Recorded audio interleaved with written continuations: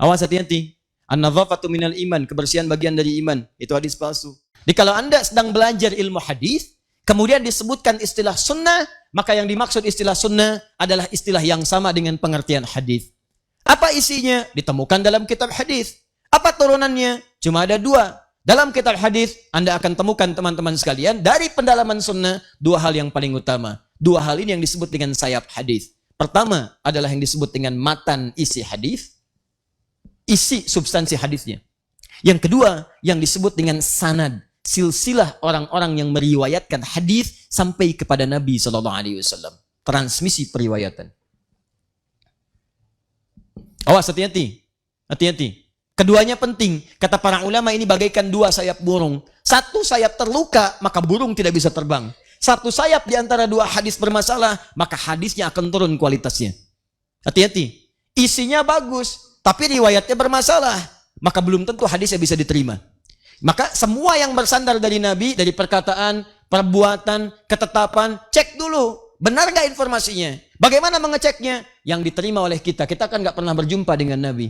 Maka telusuri informasi ini sampai tersambung kepada Nabi. Cara menelusurinya disebut dengan isnad. Urutan-urutannya disebut dengan sanad. Imam Muslim langsung membuat bab khusus dalam jilid yang pertama dari 9 jilid Sahih Muslim, halaman 119. Sebelah kiri paling atas, beliau berikan keterangan babul isnadi minaddin. Babul isnad. Bab pembahasan tentang pentingnya sanad, ini bagian yang sangat menentukan dalam agama. Hati-hati. Informasinya diterima oleh kita, tapi orangnya nggak jelas, maka ini menunjukkan bermasalah. Jangankan orangnya tidak ada, orangnya ada tapi punya masalah, maka akan berpengaruh pada kualitas hadisnya. Pernah dengar hadis ini?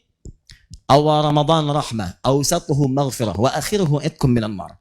Awal Ramadan itu rahmat, pertengahannya ampunan, ujungnya itkum, pembebas dari neraka. Pernah dengar itu? Hadisnya matruk. Matruk, semi palsu. Urutan nomor 2 terburuk dalam silsilah ilmu hadis. 1 maudhu, 2 kemudian matruk. Ya, hati-hati. Ya, nanti ada yang disebut dengan 3M. 3M.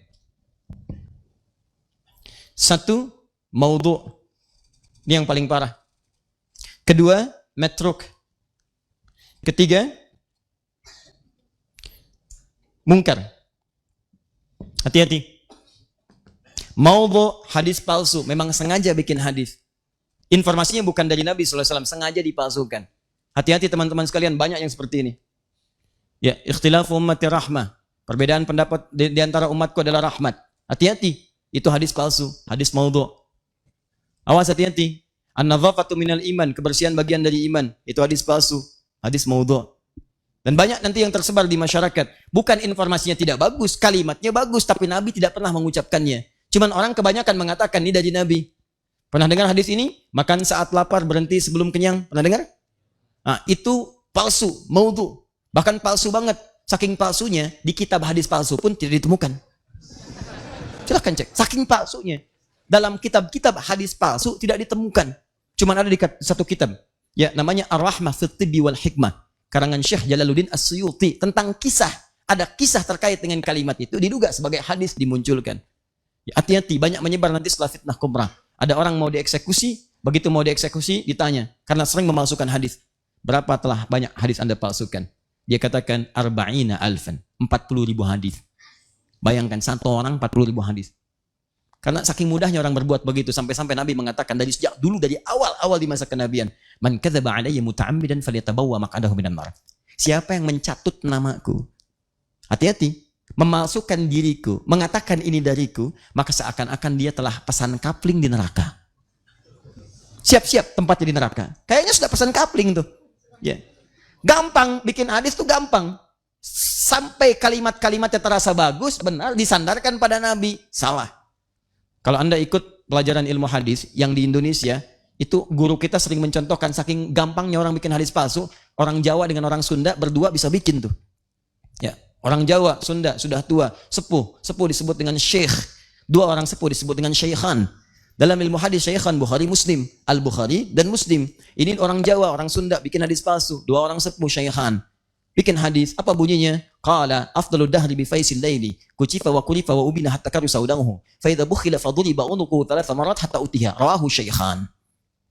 Paham? Tidak. Yuk kita terjemahkan. Ini nahunya benar semua, sorofnya bagus, bahasa Arabnya lengkap.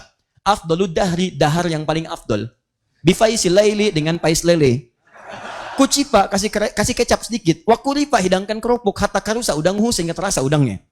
Fa idza bukhila, apabila kebehelan, faduriba unukuhu, maka pukul punduknya thalath marat 3 kali hatta utiha, sampai utah. Rahu syaikhan. Baru ketawa tuh. Jadi orang kalau mau bikin-bikin yang seperti ini, mikir dulu pesan kapling di neraka. Yang salah, ini kata Nabi, itu maudhu namanya, hadis palsu. Yang ini matruk, semi palsu. Semi palsu karena diriwayatkan oleh seseorang yang tertuduh seringkali berdusta. Dustanya kadang-kadang tidak langsung, ngarang-ngarang cerita, macam-macam, sehingga sulit dibedakan antara hadis dengan bukan. Di antara yang disebutkan itu adalah hadis yang sangat populer. Ini hadisnya, awal Ramadan adalah rahmat, pertengahannya maghfirah, ujungnya adalah pembebas dari neraka. Itu hadis matruk. Matruk. Kenapa banyak menyebar di mimbar-mimbar saat datang Ramadan? Karena pernah diriwayatkan oleh Ibnu Khuzaimah. Dalam Sahih Ibnu Khuzaimah cuma diberi catatan.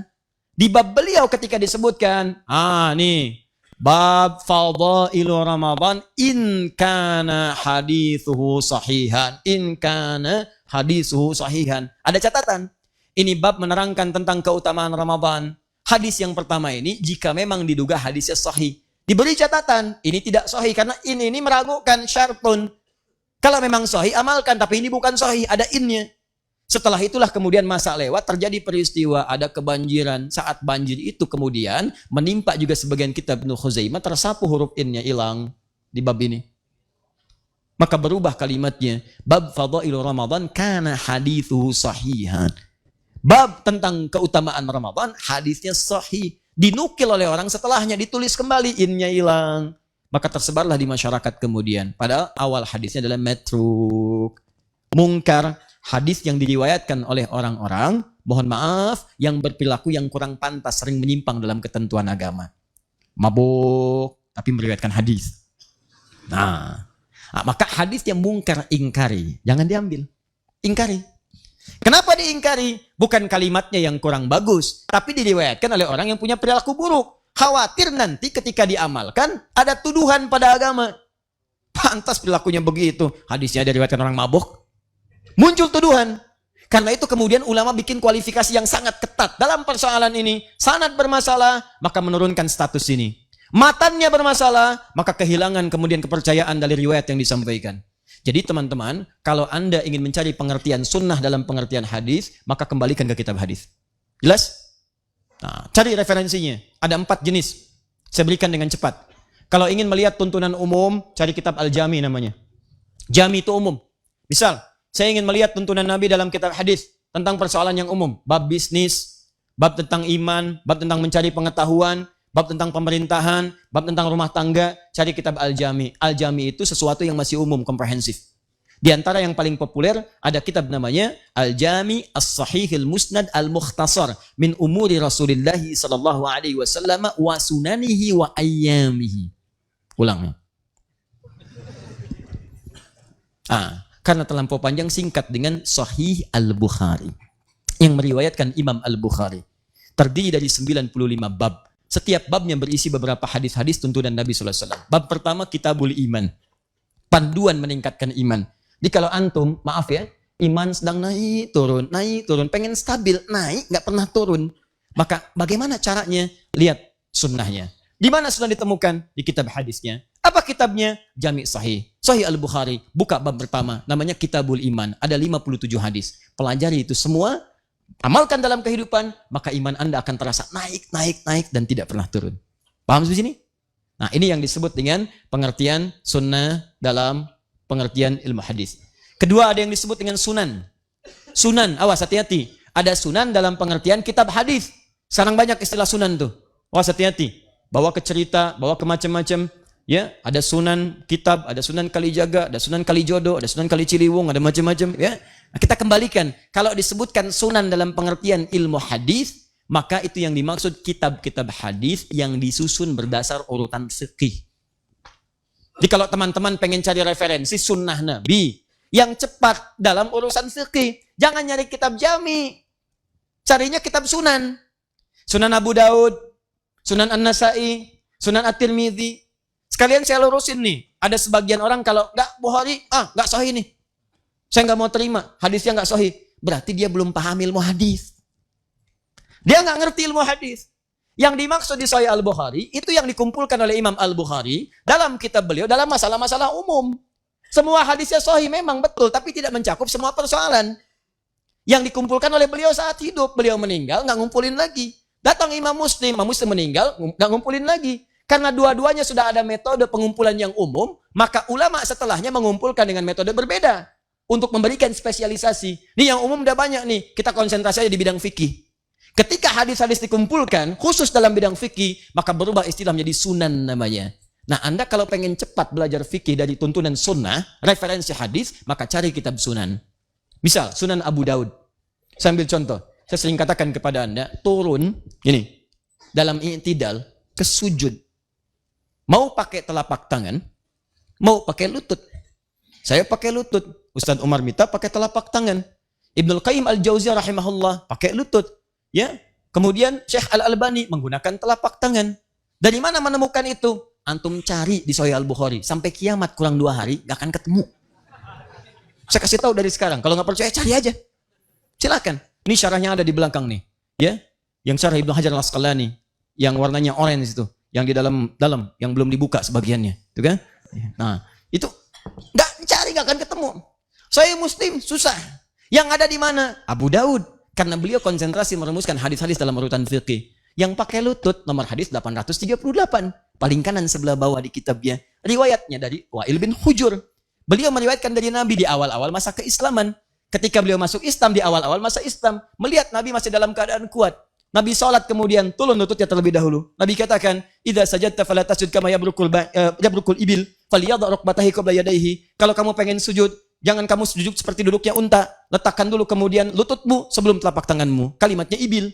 Tapi ketika nomor hadis 840 sampai 841, paling kiri sebelah atas, yang riwayatkan sahabat Abu Hurairah. Sahabat Abu Hurairah masuk Islam 3 tahun sebelum Nabi wafat.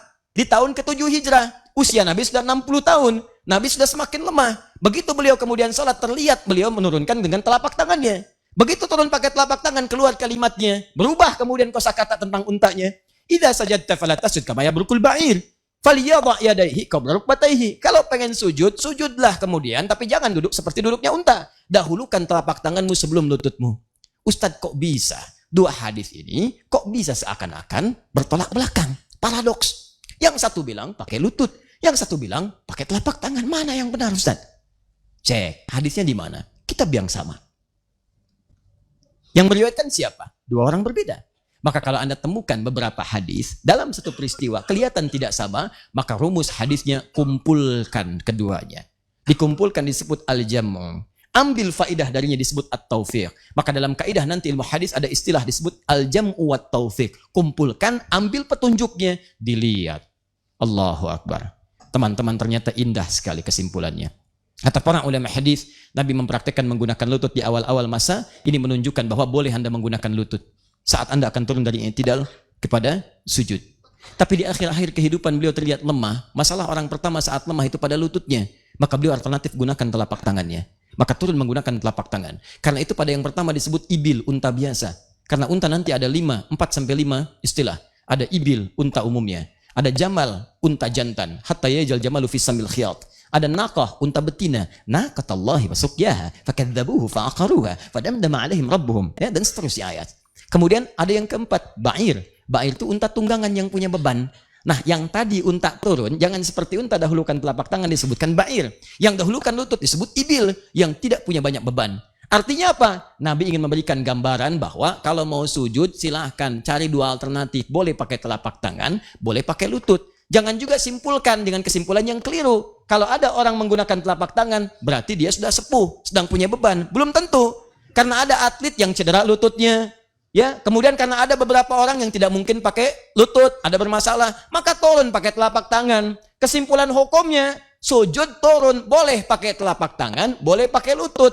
Jangan bicara yang macam-macam. Begitu turun pakai telapak tangan, Sepuh. Lain. Begitu turun pakai lutut, kayak unta. Anda cuma baca satu hadis. Lutut boleh, telapak tangan boleh. Yang salah yang pakai kepala duluan.